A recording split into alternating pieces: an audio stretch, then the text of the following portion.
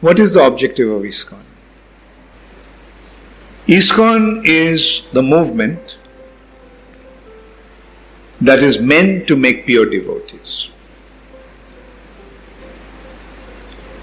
In that respect, there is one consideration that Srila Prabhupada made, that once Prabhupada mentioned that in ISKCON everyone is a pure devotee. Quite a shocking statement, isn't it?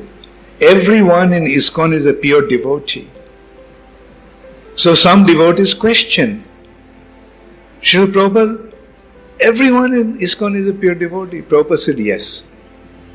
Prabhupada, the new bhakta who joined the other day, is he a pure devotee?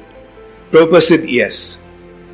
Is this a pure devotee? Is that pure devotee? Like, Prabhupada said yes. Then Prabhupada said that they are, it's a matter of green mango and ripe mango.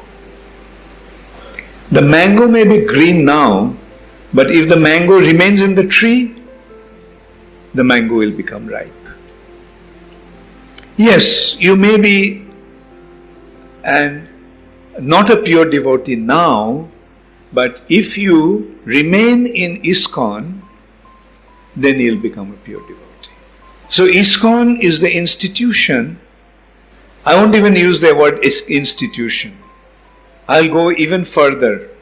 ISKCON is a factory for manufacturing pure devotees. So just stay in ISKCON and you'll become a pure devotee. It will happen. You may be a green mango today, but tomorrow you'll become a ripe mango if you remain in the tree. But if you get out of the tree, then you won't be able to get ripe.